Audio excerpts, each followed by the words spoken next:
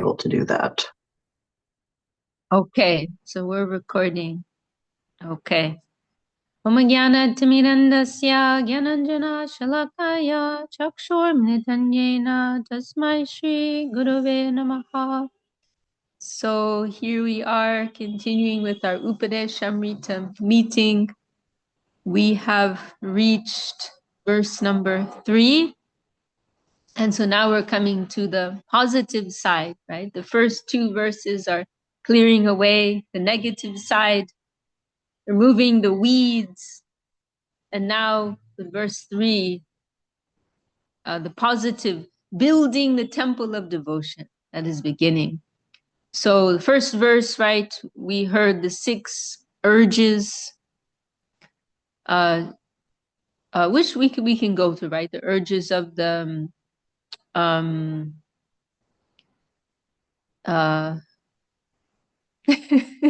brain's not working.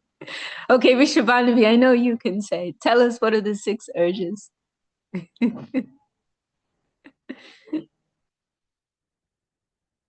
I don't know if I remember it, but let us go get a book.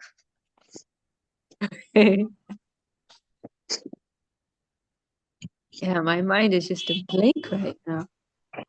Understandably so. It's been very hectic. There's been so much going on. Lots of save activity, meeting with devotees and programs. Very hectic. My brain is just empty. Plus it's 9 o'clock at night. The urge of speech, the urges of the mind and anger, the urge of the tongue, the urges of the belly and genitals. A perseverant person who can control all these urges can instruct the entire world. Okay, thank you. And can you read us the 6 unfavorable qualities while you're at it? Overaccumulation, over-endeavor, unnecessary talk, misapplication of rules, association with non-devotees, and fickleness. Bhakti is destroyed by these 6 faults. Okay, thank you very much. So now we've come to verse number 3. Unfortunately, I can't show the text on the screen, but I'm sure many of you have it in front of you. So, utsahan nishchaya darya tat tat karma pravartanam sangochagat satovrte shadbir bhakti prasidyati. So 6 favorable qualities for devotion: enthusiasm, conviction, perseverance, engaging in favorable activities, giving up bad association, and following the conduct of the sadhus. Bhakti is nurtured by these 6 qualities. So utsaha, enthusiasm. Very wonderful quality, to have some eagerness, right? To have some natural eagerness. And this reminds me of what is referred to as Hridaya Dorbalyam. This is listed as one anartha. I think it's an analysis given by Vishwanath Chakravarti Thakur, where he's discussing different types of anarthas. And one that he mentioned, he lists some specific anarthas, like being offensive and so on. But then the last one he mentions is what it means, weakness of heart. And in Bhagavad Gita, Krishna actually uses that phrase when he's speaking to Arjuna as well. So what is explained with these anarthas is like, someone may get to a point where they're practicing perfectly, right? They're not making any offenses in their service. They don't have any wrong conceptions in their mind. They may be doing everything perfectly. They have the proper understanding. They don't have any serious anarthas, or they don't have any addictions and so on. Their behavior is all proper. However, they have this weakness of heart, means a lack of enthusiasm, right? A lack of desire, a lack of that natural inspiration. It's like sometimes when you meet new devotees, and you're like, oh wow, they've got this spark about them that I used to have, well, yeah, when you've been around like like me for some time. At least that's how I think. Actually, most of you have that spark. That's why I'm here. So that your spark can rub off on me. You think, oh, I remember 20 years ago, I used to have that spark, like when you see devotees fighting over who gets to clean the bathroom and things like that, like, wow, I remember when I used to have that.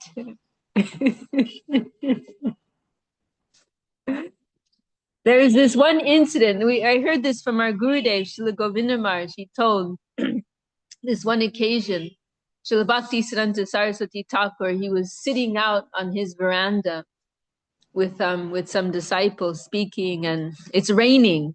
They're in like a covered outdoor veranda, and it's raining. And then he notices that that there's some deity paraphernalia that had been left out. And it's it's starting to rain hard, it's slippery and muddy and so on. But Saraswati Thakur notices, and he made some comment like, oh, the paraphernalia's been left out. And then one of the devotees in his group there just jumped up and went running to go and take that paraphernalia and take care of it, put it away properly. And Saraswati Thakur was very pleased to observe that, and he remarked, this is utsaha. This is enthusiasm. This is enthusiasm. So it's a very, very precious, precious quality to have. Very precious, just to have this natural eagerness in your heart to follow the practices, to hear the katha, to have association with devotees, right? I remember once Shuddha Shava Prabhu, he was speaking about the dangers of Vaishnava aparad, right? Making offenses to devotees. And he was saying, it's not like, there's going to be like, there's not necessarily going to be like fire and damnation and, or like some scary creature from the nether worlds is going to come and, destroy you. But he said, what will actually happen as a result is that you'll lose your enthusiasm. You lose your desire. You don't feel excited to go and see the devotees. You don't feel excited to hear from the devotees. But you'll lose taste. You'll lose desire. You'll lose enthusiasm. It's the most precious treasure, right? We can also remember that beautiful verse of Rupa Goswami, right? Where he says that lolium, this hunger, is the only price to pay for Krishna consciousness. That beautiful verse, Krishna bhakti rasa bhavitamati grihatam jadi kutopi labhyate tacha lolium api mulyam ekalam janma koti sukriter na labhyate. That, one cannot get this, and what is this substance? Krishna bhakti rasa bhavitamati, this consciousness that's steeped in the ecstasy of devotion for Krishna. You can't get this through millions of lifetimes of pious activity.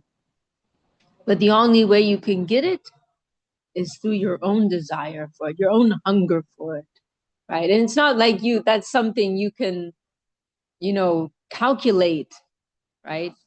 Oh, I'm gonna, do seva at the temple for 10 years and I'm gonna get my ticket back to Godhead, or I'm gonna do this, or whatever it is, right? It's not like you can make a calculation. 1 + 1 is 2.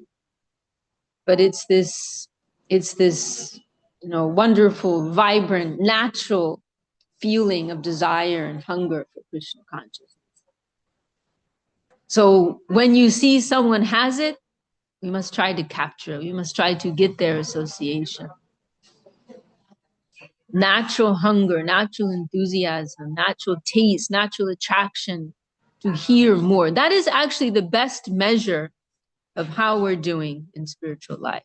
Because, everyone struggles with practices and principles. Everyone struggles with, or not everyone, but many struggle with chanting all their rounds. And some may struggle with following the regulative principles and all these things. And then these devotees may feel very discouraged. But the real measure is actually the level of enthusiasm you have in your heart. That maybe I'm not practicing perfectly, maybe I'm not doing this or that perfectly, but I have so much hunger to hear the topics of Krishna consciousness. I have so much hunger to have the association of the devotees. Even if we're like living in the gutter, but we still have that desire in our heart, then we can think we're okay. Because that is a gift, actually. That's something that we're being blessed with. That's a merciful grant from above to have this type of hunger and taste and attraction. That is our most precious wealth. So we want to guard that, try to stoke that, and get the association of those who have that. That's our ticket. That's the real price. That's the real ticket. Tacha lolium api mulyam ekam. Rupa Goswami tells us. So utsaha, enthusiasm, very, very wonderful, precious quality to have in our devotional life.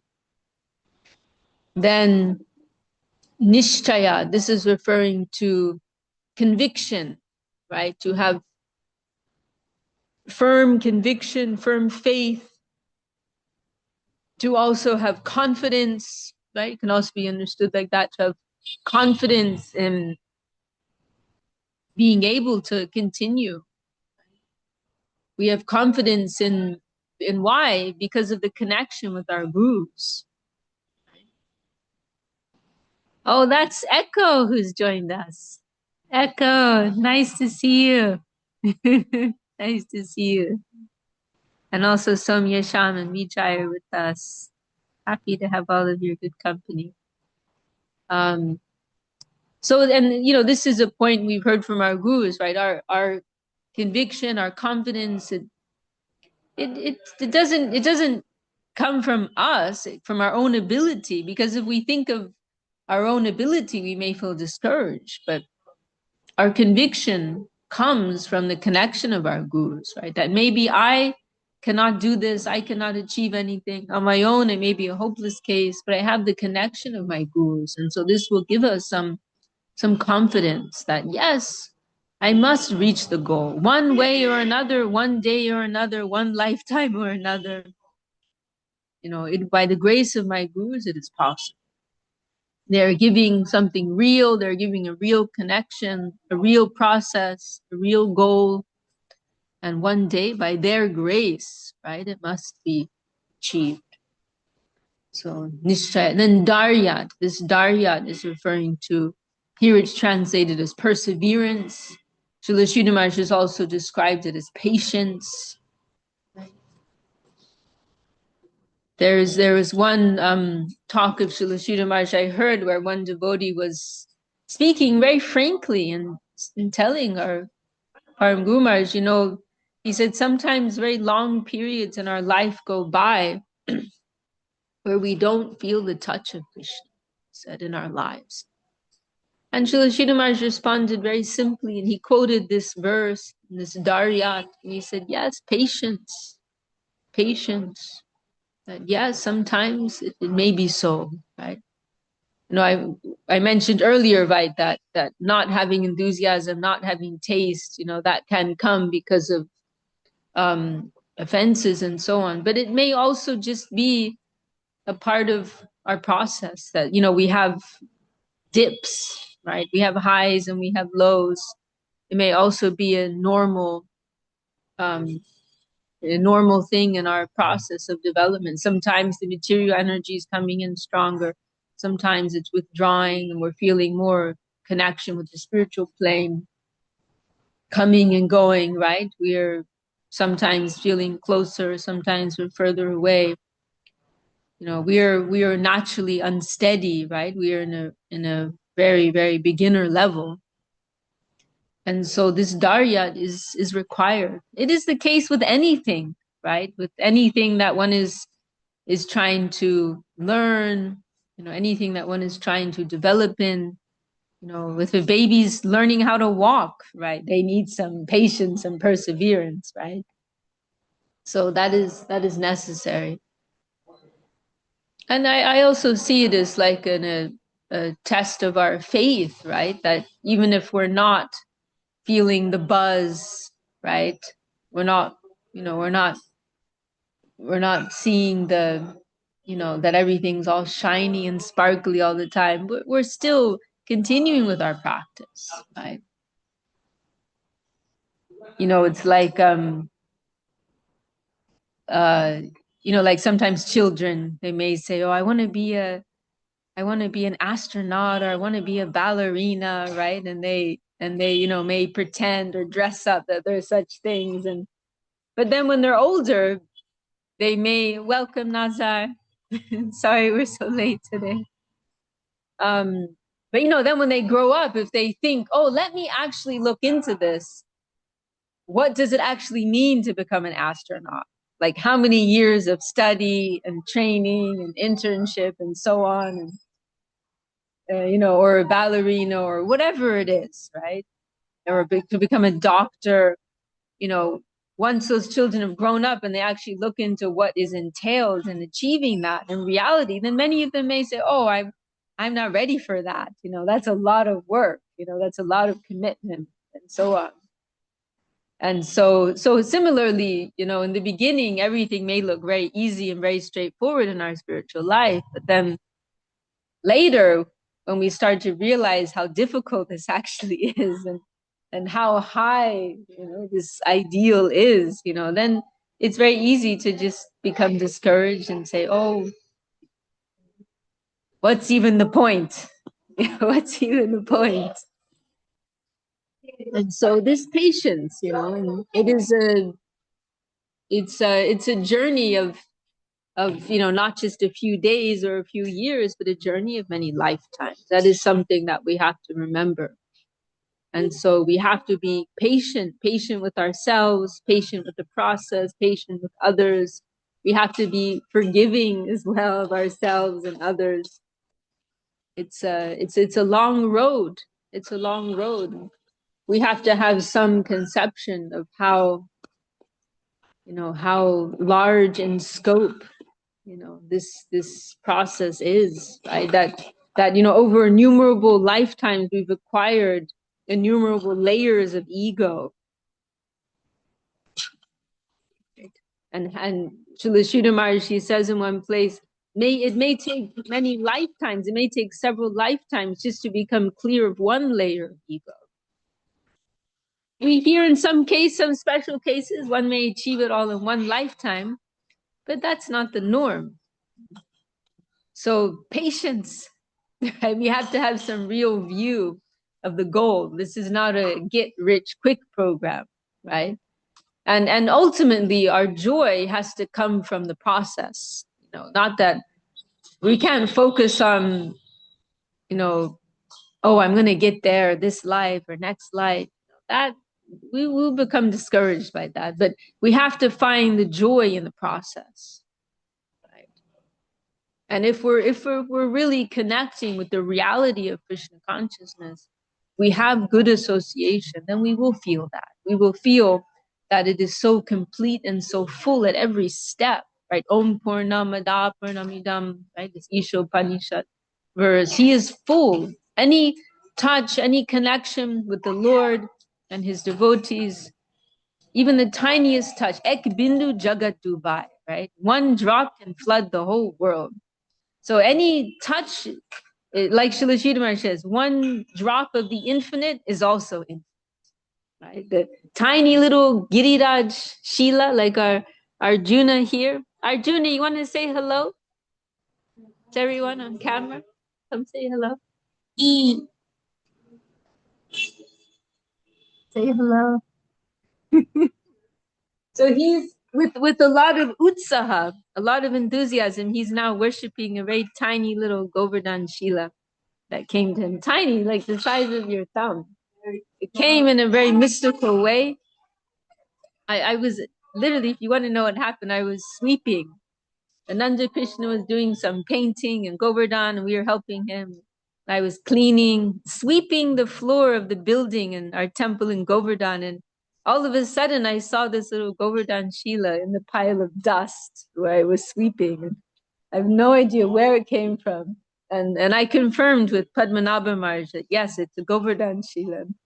And then Arjuna, he eagerly took that from me, and now he's worshipping that Shila. We can show him on camera. Just today, he picked Dandavat Pranam.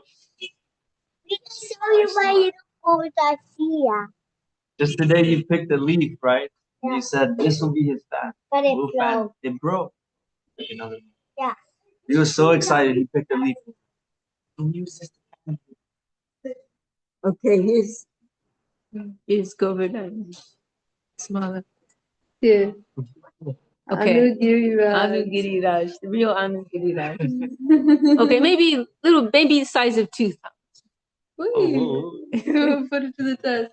Yes, very tiny. So Śrī Maharaj says, right, in that beautiful chapter, in Loving Search for the Lost Servant, where he's speaking about the Govardhan Leela, right? He says, one drop of the infinite is also infinite. So one small stone from the big Govardhan hill, that is equal to the whole hill. 0 minus 0 is 0. 0 plus 0 is 0. Right? So the Śrī Maharaj mentions that. The infinite is similar to that. So if we are really connecting with Krishna consciousness in a substantial way, then at every point of our progress, no matter what level we're at, if we're at a very, very beginner level or getting to a little more mature level, whatever level we're at, we will feel this is full, this is complete. And now I'm remembering a beautiful line of our Gurudev, Srila Govinda Maharaj, where he says, if we are really awake to what is the wealth of Krishna consciousness, he said, then in every word that we hear from our gurus, from the scriptures, we will feel my whole existence is here. My whole existence is here. In one word, in one phrase, right? In honoring one morsel of prasad, and hearing few minutes of one talk, and attending one arati, and remembering something you've heard, right? At every point we will feel, oh, this is full, this is complete.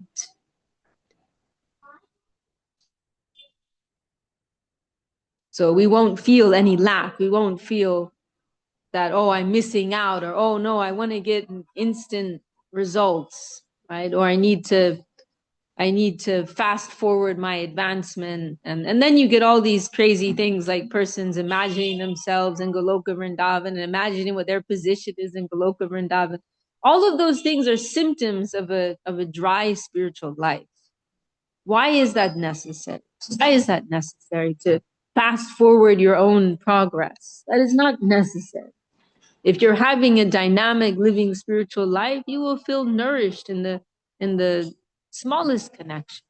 You will feel the fullness of what Krishna consciousness is at every point. And then your development, your progress will be natural, will develop just like a flower bud, just like a seed, naturally maturing and growing at its own pace according to the favorable circumstances around it. And so if we think like that, then it's not so easy. It's not so difficult to practice patience. That's what I wanted to say, this Darya. And we can remember here Murari Gupta, right? Not Murari Gupta, Mukunda, right? Mahaprabhu's associate Mukunda. That Mahaprabhu was displeased with him about something he had done, and he told him, oh, you cannot come to join our kirtan anymore. They were having these special kirtans at Srivas Thakur's place, right? And something Mukunda had done, Mahaprabhu was unhappy. Oh, you cannot come anymore. He forbade him from coming. And then Mukunda's very sad, and he sent a message to Mahaprabhu, so when can I come back? And Mahaprabhu sent back, after 10,000 lifetimes, you can come back. And we hear that when Mukunda received that message, he was jumping for joy. He was jumping for joy. Because he understood how valuable, how precious this is, that one can wait for 10,000 lifetimes or more, right? And that is not long to wait for such a precious thing.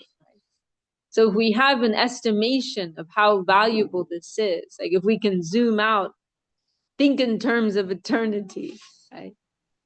And realize how precious, how rare, how wonderful this gift is, then we can wait, we can wait any amount of time and happily, faithfully continue with our practice. So this Daryat will help us, this patience, this perseverance to go on day by day, no matter what happens, no matter how much we feel we're progressing, no matter how much trouble we may face on the path from within or from without, we will persevere in one way or another, right? Our method of perseverance, our circumstances may all change, but in one way or another, we will go on. We will go on with our faith and with our practice, one way or another. So that is Darya, perseverance, it's patience, very, very helpful quality to have on the path. Then this tat karma pravartana. This is referring to all of the practices, all the activities. Karma means action. So all of the activities that support our life of devotion, right? So that's referring to the 9 practices of devotion, right? And any service, any connection with the Vaishnavas that is supporting our life of faith, right? Shravanam, Kirtanam, Vishnu Smaranam, hearing, chanting, remembering, our active service life, praying, and so on, cultivating the proper mood. All of these things, we will sincerely try to carry all these things out, right? Everything that is supporting my life of devotion, serving the Vaishnavas, chanting my japa, all of these things, serving the deity, whatever it is, whatever practice, activity, service that is supporting, I will do that. Right? So this is the 4th quality that is mentioned, favorable quality.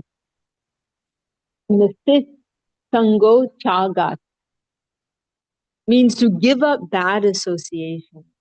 And it's very interesting because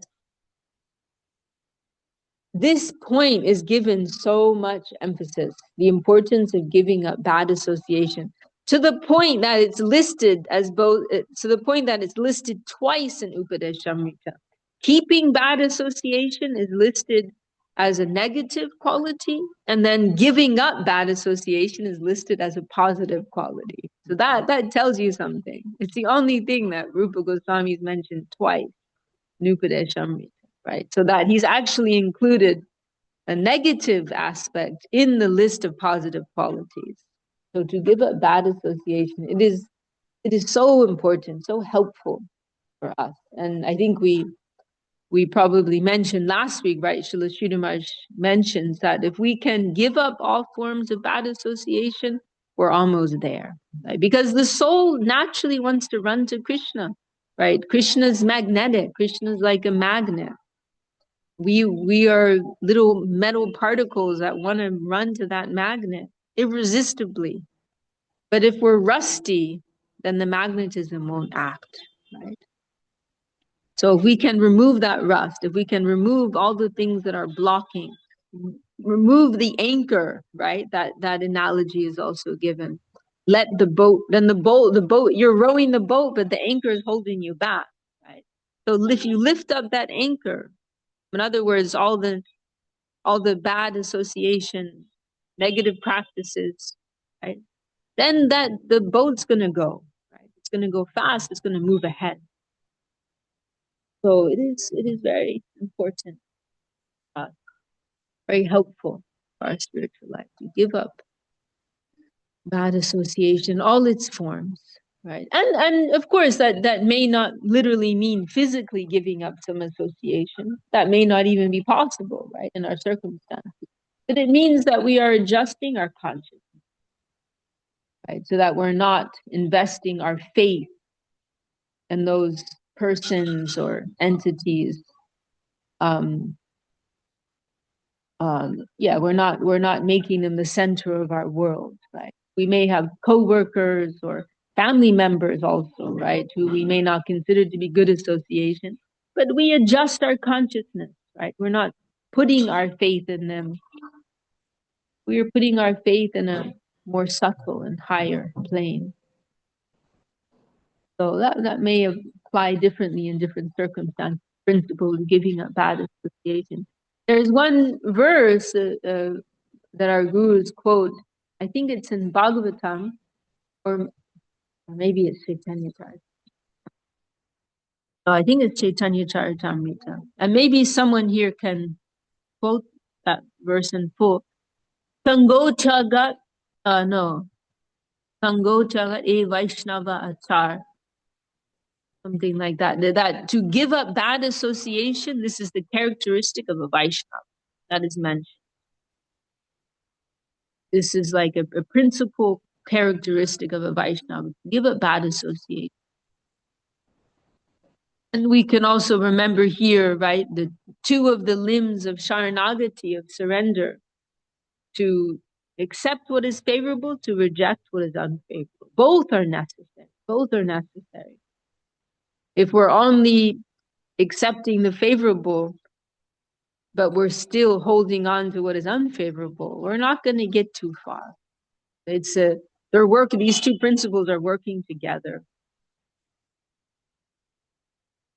So, Sango Chagat, to give up bad association. Then, Sato Vrte, which literally means to follow as it's translated here, following the conduct of the sadhus. It's also translated as following in the footsteps. That's also translated like that. Wait, what is this? This is Upadeśāmṛta. And Śrī Śrī Maharaj, in his discussion of this verse, he's also made that more broad. That simply means taking shelter of the sadhus, taking shelter of the Vaishnavas, following their message and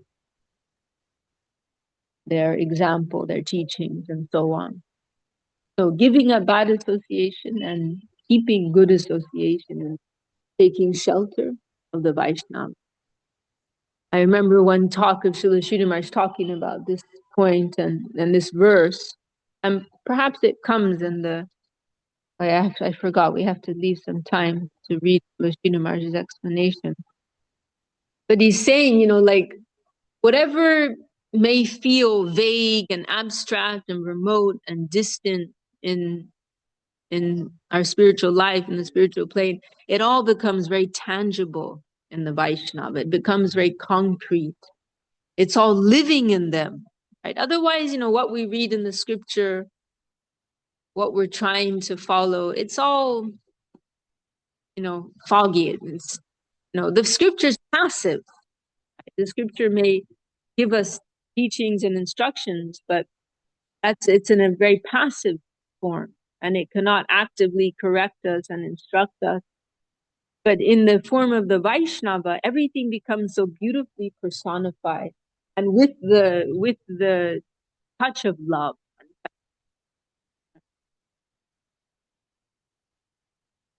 In the form of the Vaishnava, everything becomes very close. Oh, Chaitanya Dai has also joined us. So nice to have you. That was, just to go on a personal note, that was how I felt about our Gurudev, at a certain point in my, growth. By that I mean, because I knew our Gurudev as a very young child, like from the age of 6. So, at a certain point in my teenage years, that was, when I started to, appreciate more what this all is. And that was what really struck me, that he's living all of this. He is all of this. He embodies all of this. And whatever we're hearing about, aspiring after, it's all present in a very tangible and concrete way in front of my eyes. I can see it, I can touch it, I can receive personal instruction, you know, with the smile, with love and affection. Everything becomes so real. And so that ultimately is the most precious thing for us, to have the association of a real Vaishnava. That is so, so precious. Estimably so. I remember sometimes one line of Gurudev's where he says, we can't imagine how much we're losing by not having good association. Simply by not having good association, we don't know how much we are losing. Okay, well, let's hear from Param Guru Maharaj's explanations on this verse. Scrolling down here. Page 85, huh?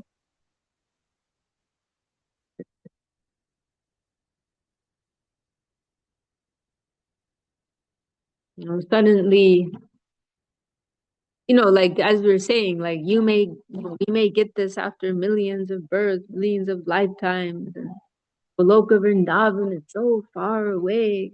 But in the presence of a Vaishnava, then suddenly it all comes very close. Right? Even we can also say, right, even if we can't have the association of a great Param Vaishnava, you know, like Srila Govinda Maharaj, Srila Peter Maharaj, Swami Maharaj, others, but to have the connection of someone, like we said, one drop will drown the universe.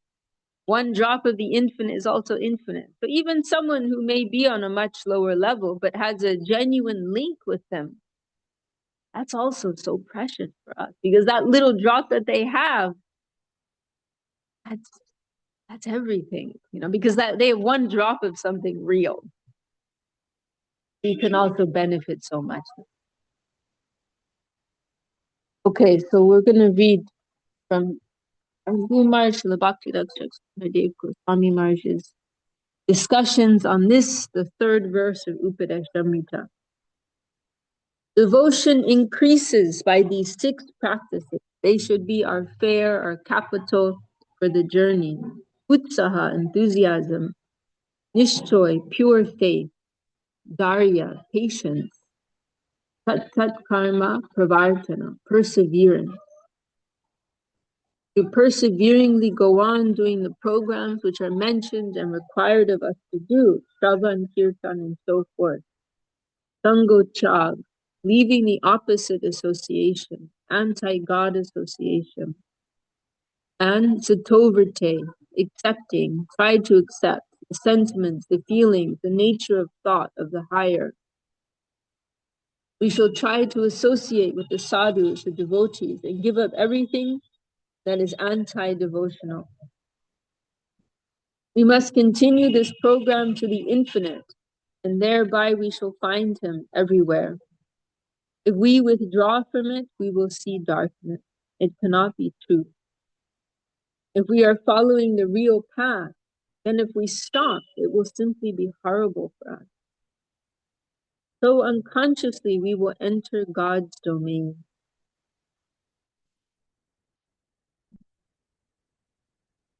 It is the nature of the infinite. Sometimes he will seem to be very near, close by, and sometimes it will seem, oh, am I making progress in the wrong direction? Again, at the next moment, no, I am all right. From the background, it is all his play.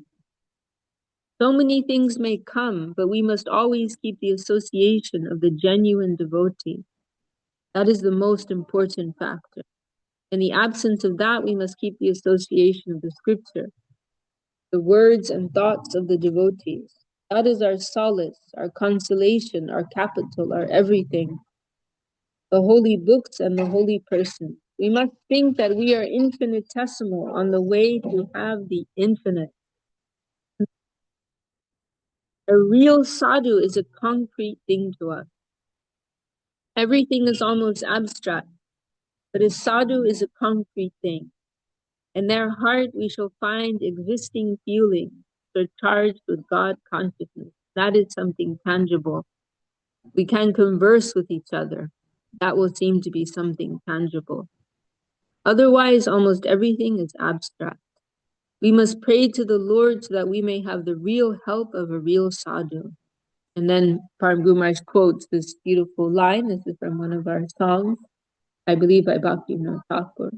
We used to sing, and I must confess, I haven't been to the evening program properly here yet, but we used to sing this song every evening during the parikrama here in Navadvip.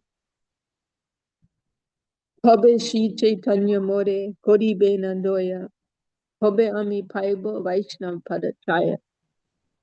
When will such grace be granted from on high? I shall get the company of a real sadhu, a real friend on my way to the goal. That is a great thing, very great capital, to have a partner on the way, the long way towards divinity. To have the company of a friend of equal interest is a great achievement. Sometimes we may also look to the negative side. If I leave this campaign, then with what am I to be satisfied? This mortal world? Should I aspire after that? No, no, no, no, never. So whether I get him or not, I have no other alternative. There isn't any other option, really. Not like we can calculate what's going to be our best bet. There is no other way. There is nothing else. So to get to that point, right, of feeling I am nowhere, but there's nothing else to do. That is a point of mature faith. Even though I may never get this, or maybe millions of lifetimes, still I cannot give up. I cannot give up. There's nothing else. Nothing else. That is the point of deep faith. Guru David, I heard in one talk, he said it like with a humorous touch. He said, old devotees have one very good quality. They will not leave. They won't leave. Like it was almost like he said it like, they may or may not be making so much progress, but they're not going to give up. They're gonna keep going. They're gonna keep going. That is their good quality.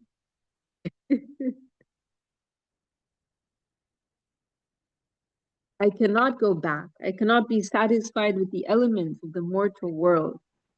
I must seek the truth, eternity, and happiness. Virtue is its own reward. Right? We can't get any tangible thing in our hands, right? But it is its own reward. That is also, to have that type of conviction, that is also a symptom of deep faith. Virtue is its own reward. We should not be virtuous for the sake of something else. That I am on the real path, searching for the truth, is its own reward. With this capital, we must go forward. We are searching after truth, eliminating falsehood. Dismissing all scent of falsehood, we are going forward. That is the reward. Such virtue is its own reward. So according to our sincere consciousness, we will choose our company. What more can we do than this? A sincere seeker after truth can only find and select association according to their own conscience. That's an interesting point, right? Because if we have very basic understanding, we can't really recognize necessarily, right, who's good association, who's not association, who's not good association. But Srila Maharaj is just saying, according to our best understanding, we do our best, bas, that's it.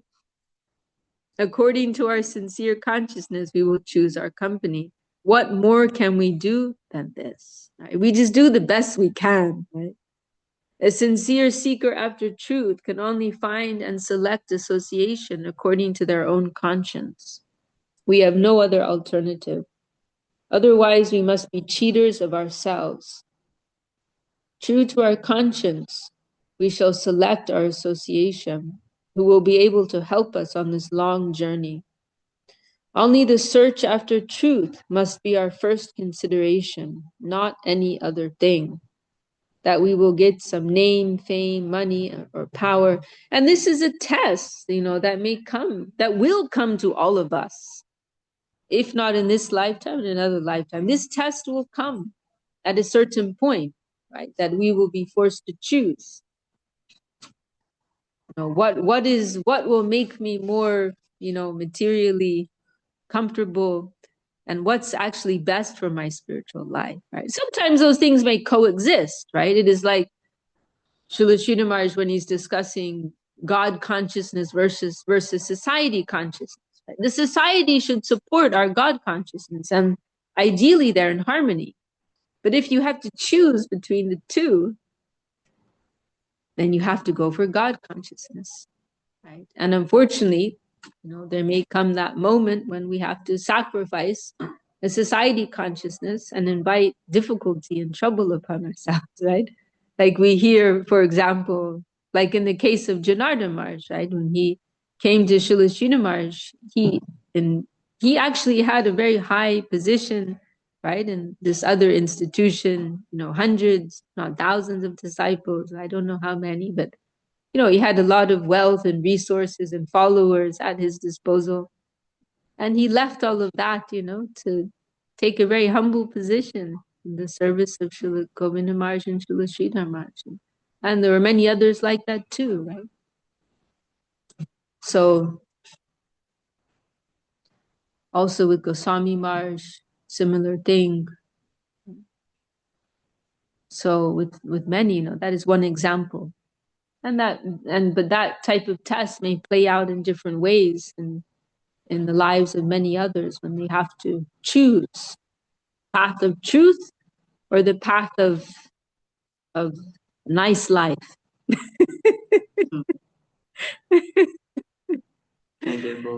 Yeah. Oh, sometimes you can. Sometimes you can. But Krishna will want to test us that we're ready, right? Yeah. That we're not just, what is it called? Like resting on your laurels, right? But like you're using your circumstances and whatever comfort you have in the service of the Lord, right? And you're living in that in a conscious way. Not that you are attached to that, all these superficial things, but you're seeing them as connected with the Lord's service. And that is acceptable. I was remembering earlier, right, this line in Bhagavatam, Hadishyeta Dhanam Shanai. It's a verse in Bhagavatam saying that Krishna will take away the wealth of those who are dear to him, right? And Swami Maharaj Prabhupada, right, his material life started to fall apart, right, as he became more inclined to preaching and so on. And he quoted that verse to Srila Sridhar Maharaj. Is this what's happening to me? Srila Sridhar Maharaj said, I think so. But that may not be the case with everyone, right? The point is if your material comfort or circumstances becomes an obstacle to your development, then Krishna will remove it, right? Or if he has another purpose for you, like in the case of Swami Maharaj, he was supposed to become the world preacher of Krishna consciousness. He had to give up his family life.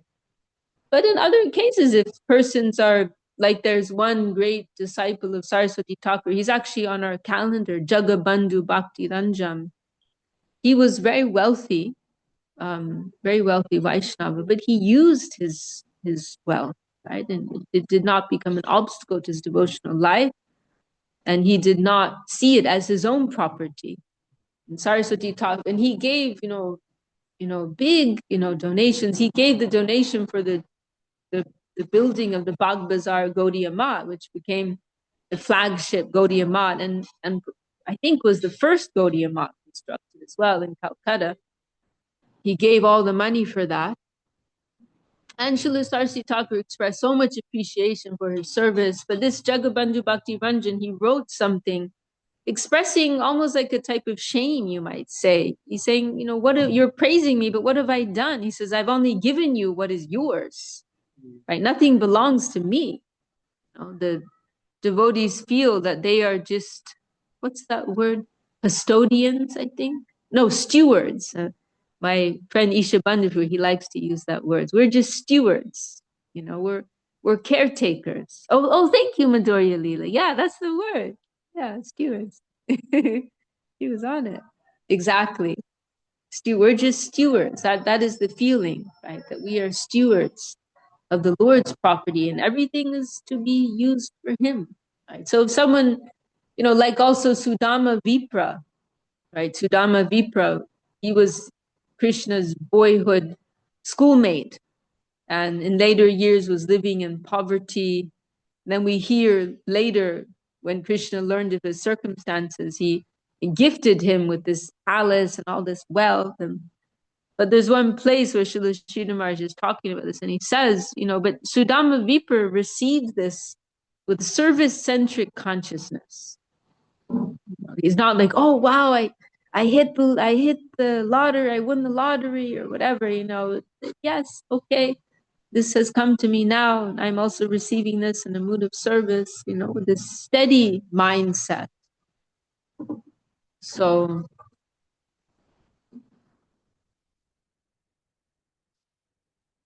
if our material wealth is not an obstruction to our devotional life, then the Lord may leave that. Whatever is progressive for us, He will arrange for that, right? If we are sincerely on the path, if we've really, dived in, right? If we're actually awake, if we've taken the risk, if we're really giving our hearts to this, then we can have the confidence Krishna will take care of us. Krishna will arrange whatever is best for us to bring us to a deeper place of connection with Him and His devotees. Let's continue here.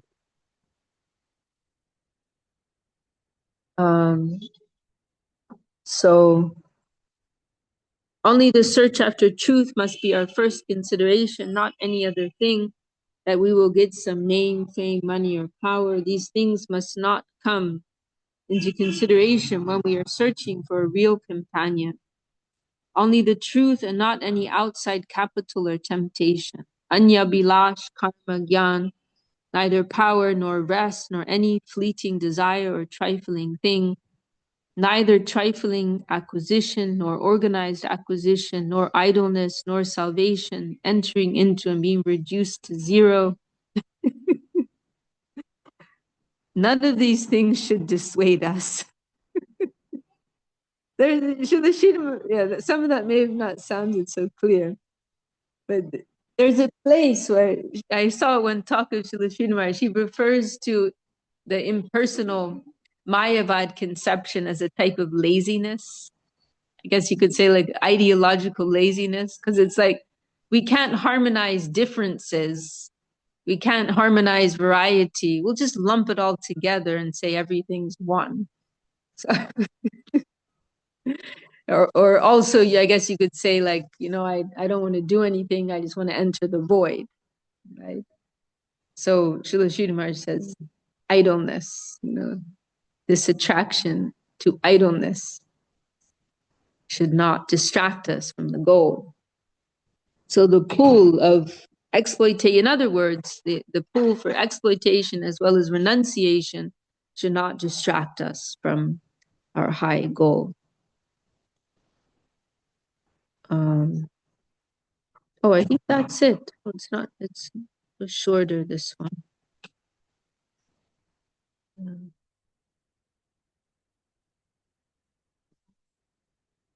So keep our eyes on our high goal.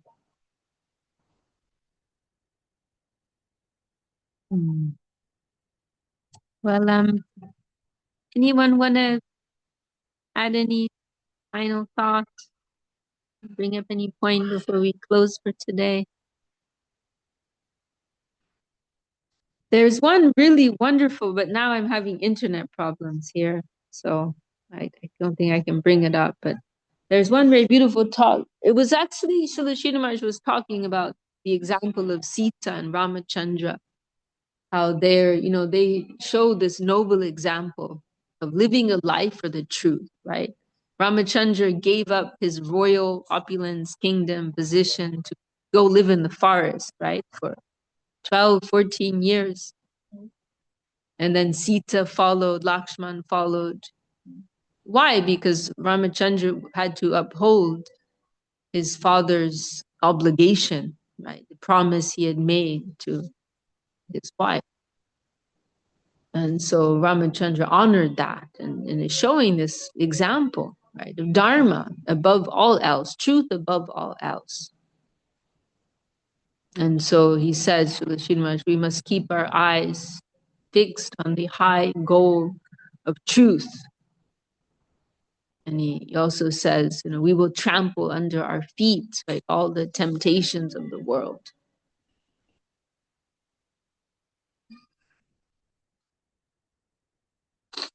We hold these ideals above our head. All right. Well, thank you all for your good company. Very happy to go through this text with all of you. And my apologies again for being late. And next week I'll be on time. Okay, well, we will stop there for today. There's Chaitanya Diet. Thank you, Vishaka Didi. Glad you made it after all. And I have a technical question.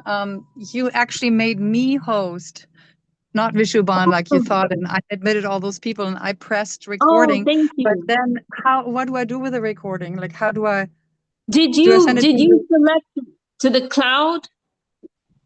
I don't know how to do something to a cloud. Like I actually But we are recording. Did you see where you sent the recording? I When don't know. I press on phone, it automatically, the only option is to the cloud. So I assume it's to the okay. cloud. So Yeah, I don't because have you're to on do the anything. phone, right? Yeah. So I'm yeah, on I the think it's phone. fine. Okay. Yeah, then it's Just wanted fine. to It's only make sure that if you're doing it from a laptop, then you have the okay. option to record to the laptop. So Okay. yeah, we're No, good. We're I'm good. on my phone and it's already where it's supposed to be good. I Okay, couldn't. great. Thank you so much. Okay. Well, Thank you. wishing you all a very inspired and week of utsaha, enthusiasm. And eagerly look forward to next Saturday. Jai Śrī Upadeśāmṛta ki Jai, Śrīla Rupa Goswami ki Jai, Śrīla Bhakti Sundar Gurudev Goswami Maharaj ki Jai, Śrīla Bhakti Rakshak Gurudev Goswami Maharaj ki Jai, Śrī Rupa Nuga Guru Varga ki Jai, all the assembled Vaishnavas sincere seekers ki Jai, Shri Harinam Sankirtan ki Jai, Shri Navadvip Dham ki Jai, ki Jai Gorkha. I'll give you a night view here of Govinda Kund. Can you see? Shri Giriraj Gupta Govardhan Mandir, Shri Govinda Kund. Okay. See you all next time.